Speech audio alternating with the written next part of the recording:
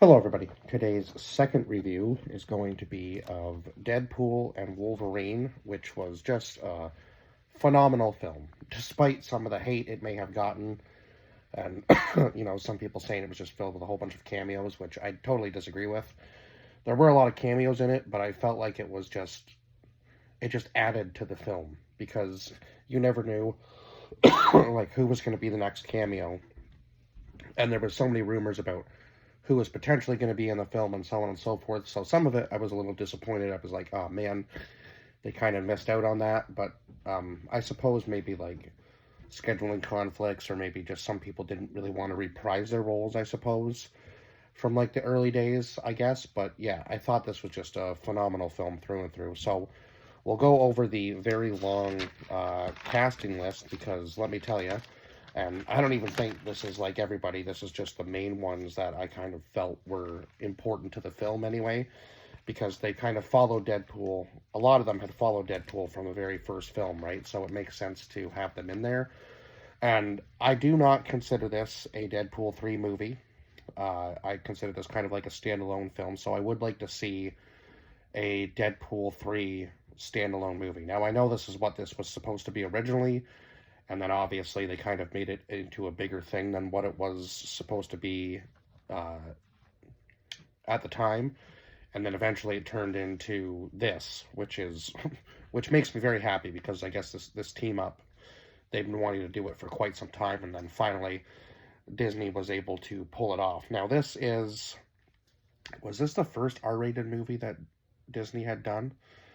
I guess technically on their own this would be the first R-rated movie that they'd ever done. Now, obviously, they have, their deal with Hulu, and they've brought over like this company called Star, which has like a whole bunch of the older movies on it. So it's not technically the only um, R-rated movie on Disney now, but it is, I believe, the first one that they'd ever done by themselves. So we'll go over the cast list.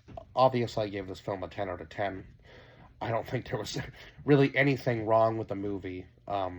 At all. Like the CGI was good, musical scores were great, so on and so forth. Like it was just one of those movies that will stand the test of time, I think, as far as that goes.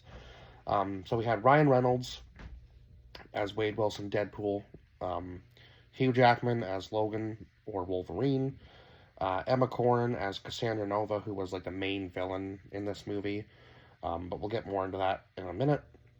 Matthew Mafadden, who was Mr. Paradox, who was also kind of like a villain character, but he kind of got overshadowed by Cassandra. Even though Cassandra did help them get back to their own timeline, she was still trying to stop them or use the Time Ripper for herself. Daphne Keane as Laura or X-23.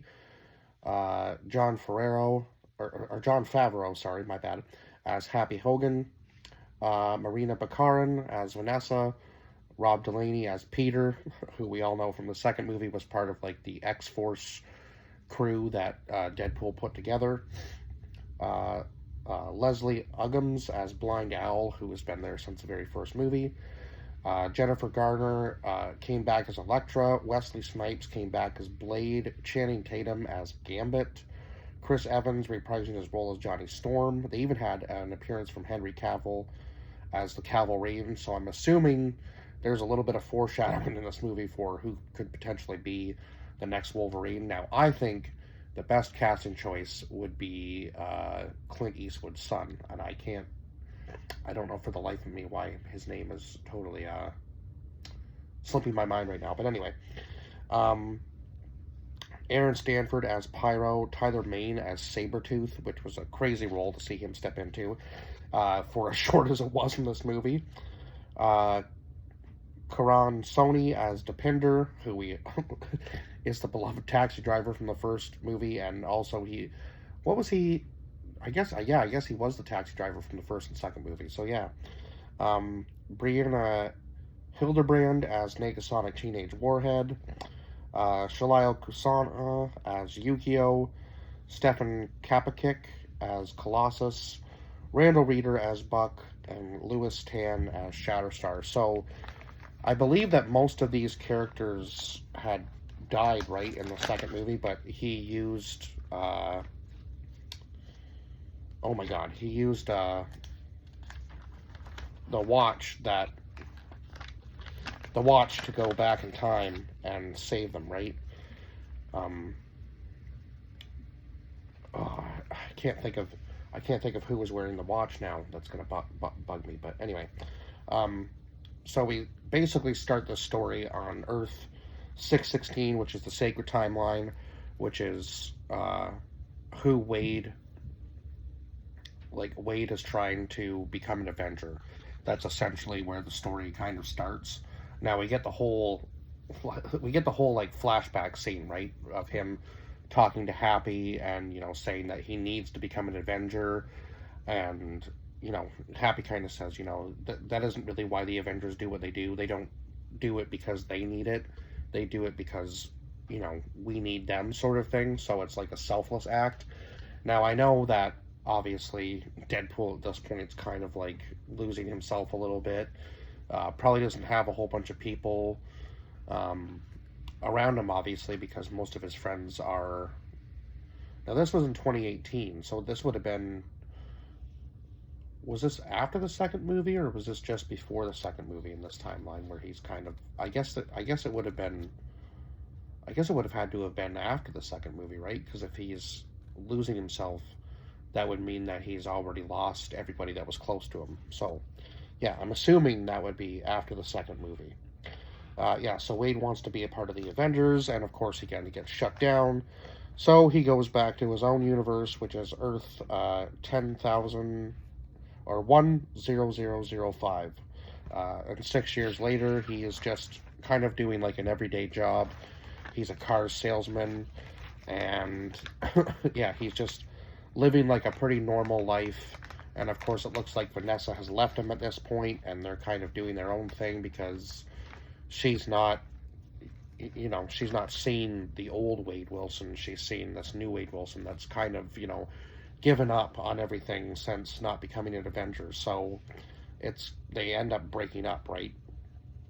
And of course, Peter's trying to like get him to kind of be like, hey, we could do like we could do like a fight crime thing, like once every few weeks, or a couple times a week, just to kind of get back out there on the street, sort of thing. But of course, Wade doesn't want that. He claims that he's done with being a superhero, and then he gets taken away by was it AVN or ATN? Oh my god, why can't I think of that? Anyway, he gets taken away, and he's basically told that he's chosen to save the sacred timeline, and obviously to save his own, right? So he's kind of saving two timelines in one.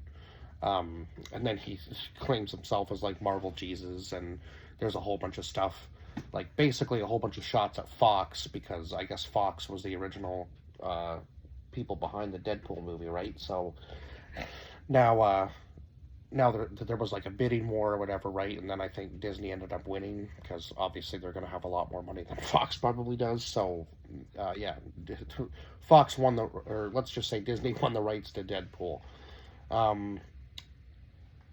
So yeah, then he gets told about, how every universe has like an anchor being, so on and so forth. And of course, Logan just happened to be the anchor being in his world, even though he thought it was going to be him. And he's like, well, I'm not dead, so why is my world like slowly crumbling around me? But yeah, Deadpool is not the anchor being in his universe, unfortunately. So now he has to go and find a new Wolverine in order to save his own universe, as well as, I guess, the sacred timeline too. So yeah, kind of crazy. And of course, Paradox is the one who's trying to slowly destroy, wants to just end Wade's universe right away anyway. Like he's trying to be like a mercy killer, I guess, and is basically giving Wade 72 hours in order to save his own universe, which is a crazy thing, because that's, 3 days basically to save your own universe. before it is destroyed. And of course, this is an unsanctioned Time Ripper, so he's not even supposed to be doing this, but he's going against the company he works for in order to destroy Wade's universe. And I guess he wants to be like at the top of the company, right? So nobody knows what they're doing down here, obviously. And then when they get word of it, they aren't very happy with him. Um, so yeah, Wade has to go and search for a new Logan, and of course he finds what is considered to be the worst Logan of all time, the one who let down his universe and just started killing everybody once all of the other mutants had been killed themselves. And nobody wants this Wolverine around, I guess. So eventually, when Wade gets back, Paradox sends them both to the Void, and that's when they run into Cassandra Nova. And the Void is just a huge mess of like all of the characters, I guess, that were kind of thrown to the wayside. So that would include Johnny Storm, Elektra, Blade, Juggernaut. Who else was down there? Pyro. Oh my God, there were so many other ones down there too, but I can't even name them all. I think Psylocke was down there. It looks like Ant-Man had died in the Void, and now they were using like his giant body as a base. Who else was down there? There were so many. It wasn't. No, Toad was down there too. Like there was just so many. Sabretooth as well, who doesn't last very long in that fight with Wolverine. But yeah, it was just cool to see all those characters in that universe. Gambit too, if I didn't already mention that, and then obviously Laura or X-23 was down there as well too. So yeah, it looked like I guess Magneto was down there at one point. Doctor Strange was down there at one point, and it seems like Cassandra Nova had just taken all of them out. So it absolutely insane, like her power, and obviously being Charles' sister, she's going to have an insane amount of power, right? Anyway, but yeah, and it seemed like she was kind of like the leader of the world, or at least she was the leader of the Void. So eventually, they do find a way out of the Void thanks to Doctor Strange's like power ring, I guess. Cassandra's able to get them out of there. So yeah, she wasn't necessarily like the worst person in the movie, I guess, compared to Paradox, but also she wasn't good either because she also wants to use the Time Ripper for herself in order to destroy every single timeline and just leave the Void being the only one left. Now that is absolutely insane. And then of course all of the other Deadpools in the Void universe, including like Nice Pool, which which the original Deadpool uses as a human shield in order to save himself from all of the other Deadpools. But yeah, of course, the Wolverine and Deadpool are able to destroy the Time Ripper together. Now, Wade wants to sacrifice himself because he believes that he kind of dragged Logan into this in order just to save his own family, right? And Logan had really nothing to go back to, and he wasn't really sure if Logan would be able to save his own timeline or bring anybody back anyway. He had lied to him based on an educated wish, is how Deadpool put it. Now, there were two epic fights between Logan and Deadpool in this movie. One when they enter the Void, and then two after, of course, Logan goes on like his rant about not being able to die, sort of thing, basically. Now, I know Logan can be killed. We've almost seen it, but we've almost seen it once when he was with Jean, and she almost killed him. And then obviously when he gets older in the Logan film, and he's killed by him, like a younger version of himself. So yeah, we have seen him die. We know it's possible, but he does live for quite a long time. Now, I'm not exactly sure. So I guess this would be after the Logan timeline too, but also yeah, it's just so weird. Like, there's so many different timelines and so many different Logans that it's hard to tell which ones lived the longest. Now, I suppose the one from Deadpool's timeline probably was the oldest out of all of them, obviously. That's supposed to be the point, right? Is that he's near the end of his life. So, yeah, that makes sense. Um, but yeah, they were able to stop Cassandra Nova and the Time Ripper. And yeah, just the action sequences in this were just great, especially between Deadpool and Wolverine when they were fighting. And yeah, again, the musical scores were good. The very end scene where they fight all of the other Deadpools and then realize that they can regenerate, and then somehow Peter comes in and saves the day. out of out of all the characters I would have thought would have been the ones to save the day, Peter would not have been the one that I would have put my money on, right? But yeah, kind of wild to see that for sure. Now, was there anything else I could really touch on in this movie? Oh, I guess when Wade goes off on Cassandra about what Johnny Storm had said, and then she like zips off his skin or whatever. That was kind of crazy. And then finding out at the end of the movie anyway that that he did actually say all that stuff when they were being taken to Cassandra Nova in the beginning. And what was the character that was eating everybody? I can't quite remember his name, but that was basically what Johnny was saying, that there was, you either get eaten or or you work for her. And I guess he kind of knew about, well, he knew about the people on the like outskirts trying to form this group in order to take back the void. And of course, Deadpool kind of ruined his chances of ever being able to do that with the rest of the group. But yeah, kind of funny. And of course, I think at this point in time, like around that time, like when Blade came back, they were talking about doing like a Blade series with a new actor, and then that got scrapped. So he made the point that there was only ever going to be one Blade. Now, will there be another movie? Will there be another Blade movie with Wesley Snipes? I don't know. I think that would be pretty cool after all these years to see a fourth Blade movie with Wesley Snipes. I would be pumped for it anyway, just to see if it could still hold up after all these years. But yeah, and then we get like a little bit of a flashback of like all the old Marvel movies, of course, leading up until now. And I think a lot of the older Marvel movies get a lot of hate, which I don't think is fair.